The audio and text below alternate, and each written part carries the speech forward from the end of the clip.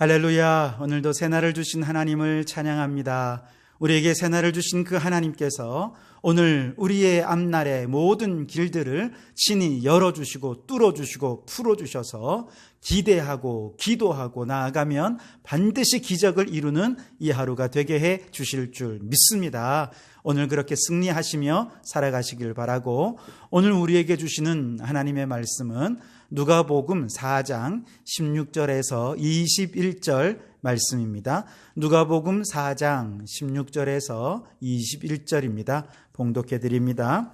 예수께서 그 자라나신 곳 나사렛에 이르사 안식일에 늘 하시던 대로 회당에 들어가사 성경을 읽으려고 서심해 선지자 이사야의 글을 들이거늘 책을 펴서 이렇게 기록된 데를 찾으시니 곧 주의 성령이 내게 임하셨으니 이는 가난한 자에게 복음을 전하게 하시려고 내게 기름을 부으시고 나를 보내사 포로된 자에게 자유를, 눈먼 자에게 다시 보게 함을 전파하며 눌린 자를 자유롭게 하고 주의 은혜의 해를 전파하게 하려 하심이라 하였더라.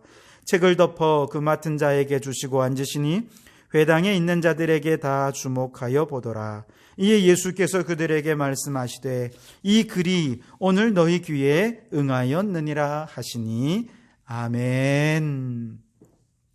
네, 어제까지 잠언 말씀을 우리가 한 달 동안 살폈고요. 자, 오늘부터는 누가복음 말씀을 보는데 누가복음 1장 1절부터 차근차근 강해해 가지 않고 왜 오늘 4장부터 읽었는가? 그 이유는 이번 누가복음을 살피는 것은 단순히 누가복음을 강해하는 데 목적이 있지 않기 때문에 그렇습니다. 누가복음에 대한 강해는 사실 이미 그동안 여러 차례 새벽 기도를 통해서 또 수요사경회를 통해서 여러 차례 이제 강해를 해왔기 때문에 이번에는 좀 특별하게 누가복음을 주제별로 살펴보려고 합니다. 자, 그런데 여러분, 누가복음의 저자인 누가는 사도행전도 함께 썼지요. 그래서 누가가 누가복음을 쓸 때부터 애초부터 사도행전을 쓸 것을 염두에 두고 그렇게 두 권을 그렇게 썼죠. 그래서 누가복음과 사도행전은 그 핵심적인 주제가 똑같은데요. 누가복음과 사도행전을 관통하는 가장 중요한 두 단어를 꼽으라면 무엇을 꼽을 수 있느냐? 학자들은 성령과 선교, 이 두 단어를 꼽습니다. 성령과 선교입니다. 그러니까 성령과 선교, 이 두 가지 키워드를 중심으로 누가복음과 또 사도행전을 바라볼 때, 자, 특별히 누가복음 가운데서 이 두 가지를 아우를 수 있는 가장 중요한 한 구절을 꼽으라면 어디를 꼽을 수 있는가? 그게 바로 오늘 우리가 읽은 누가복음 4장 16절에서 21절 말씀입니다. 좀 성급하긴 하지만 이제 누가복음을 공부할 때 핵심부부터 먼저 공략하고 그리고 차근차근 주변부를 공략해 가도록 그렇게 하겠습니다. 자, 오늘 말씀에는 예수님께서 30년간의 사적인 생애를 마감하고 이제 세례도 받으셨고 성령의 이끌림을 받아서 광야에서 40일 동안 금식도 하셨고 마귀의 시험도 잘 이기셨습니다. 그리고 공적 사역으로 가장 먼저 안식일에 예수님께서 자라나셨던 나사렛의 회당에 들어가셔서 성경을 펼쳐 읽으시는데 그 읽으시는 본문이 어디냐? 누가복음 이사야서 61장 1절의 말씀을 예수님께서 읽으셨습니다. 이것이 어떤 의미가 있느냐? 예를 들어서 이제 다음 달 6월 6일이 되면 김순자 권사님의 딸 은화양이 결혼식을 해요. 이제 두 사람이 서약을 하고 하나가 되어 한 가정을 이루고 한 몸을 이루어 첫 출발하는 그 첫 출발점에서 너무나도 중요한 자리 아닙니까? 그 자리에 저에게 말씀을 전해달라 하고 주례를 부탁하는 것입니다. 그래서 너무나도 영광스러운 마음으로, 감사한 마음으로 주례를 하겠노라 기꺼이 허락을 했지요. 그런데 그때부터 이제 저는 매번 기도하고 성경을 읽을 때마다 이제 막 고민을 하지 않겠습니까? 진짜 인생에 단 한 번뿐인 결혼식이고 두 사람이 정말 이제 한 가정을 이루어 첫 출발을 하는 너무 중요한 자리인데 어떤 말씀을 증거해야 정말 이들이 이 말씀을 등불 삼아서 정말 아름다운 가정을 이루고 행복한 삶을 살아갈 수 있을까? 굉장히 지금 고민을 하고 있습니다. 하나님의 응답을 받기 위해서 노력하고 있죠. 근데 여러분, 이 두 사람이 한 가정을 이루고 새 가정을 출발하는 첫 출발점에서도 어떤 말씀을 전하는 게 이렇게 고민이 된다면 예수님께서는 지금 온 인류를 구원하시는 공생애를 시작하는 첫 출발점이 아니겠습니까?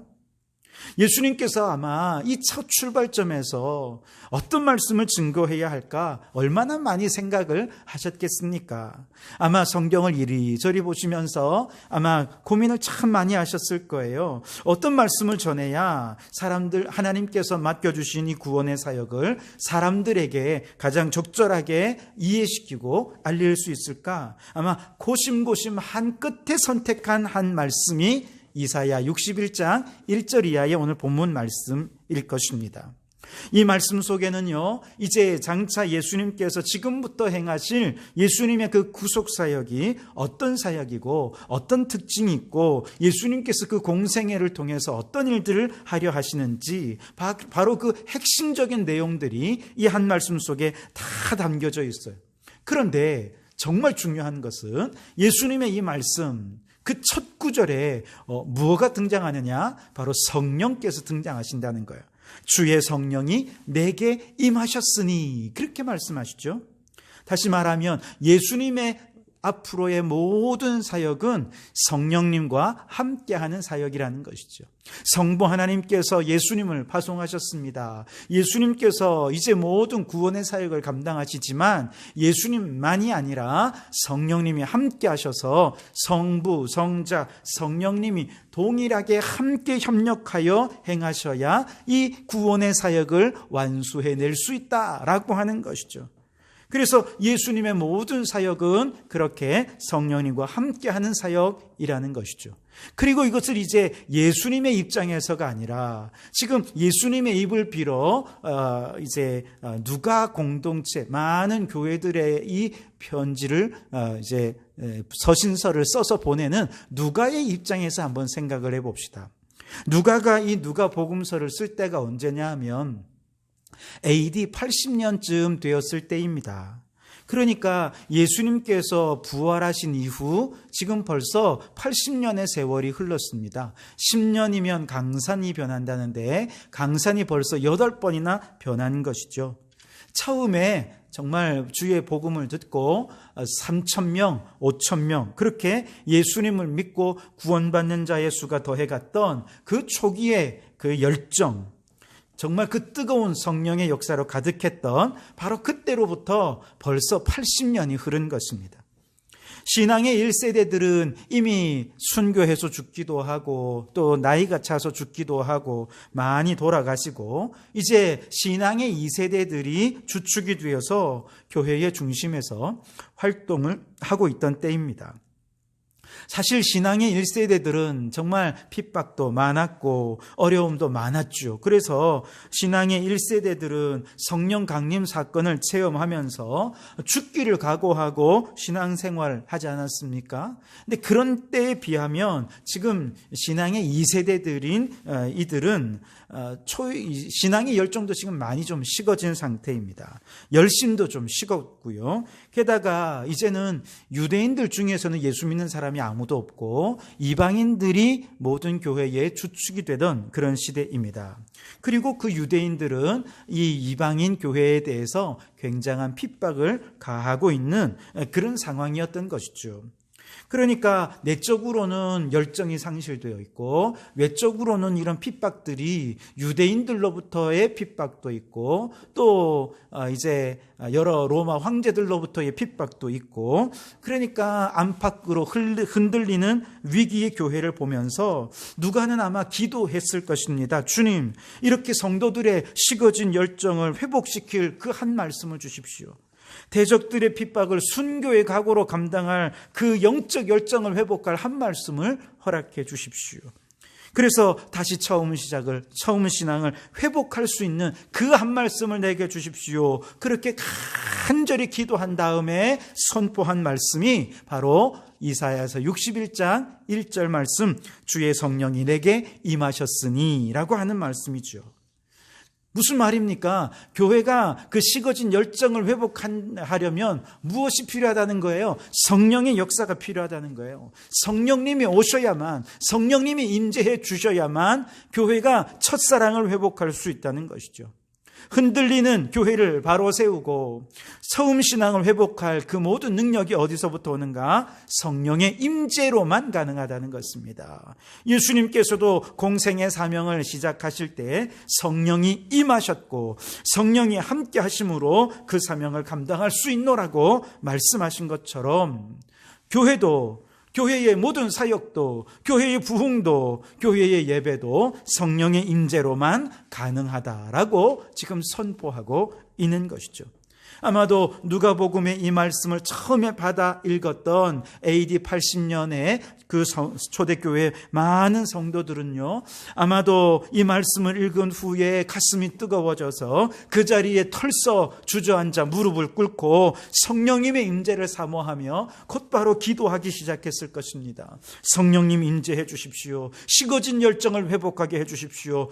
순교의 각오로 대적들을 맞서는 신앙생활을 하게 해 주십시오. 그러면서 아마 성령의 임재를 구하였을 것입니다. 여러분, 오늘 우리 성도교회도 지금 우리가 해야 할 일이 바로 이것인 줄 믿습니다. 우리에게도 영적인 열정이 코로나19 사태를 경험하면서 많이 식어졌습니다. 예배의 열정도 식어졌고 기도의 열정도 식어졌습니다. 그래서 우리의 신앙이 흔들리는 신앙이 되어 버리고 있지 않습니까? 이 흔들리는 신앙을 다시금 회복하는 것, 첫 신앙을 회복하고 순교의 각오로 신앙생활을 할 수 있도록 뜨거운 열정을 회복시키는 힘은 어디에 있습니까? 성령의 임재로만 가능한 것입니다. 주의 성령이 성도교회 위에 임하셨으니 할렐루야. 이 말씀이 곧 여러분에게 그대로 적용되는 역사가 있기를 바랍니다. 주의 성령이 누구누구 장로님에게 임하셨으니, 주의 성령이 누구누구 권사님에게, 집사님에게 임하셨으니 할렐루야. 그 놀라운 역사들이 여러분에게 있기를 주님의 이름으로 축원합니다. 또 하나 주목할 것은 이 말씀에 나중에 주님의 성령님이 임하시면 좋겠어, 이게 아니잖아요.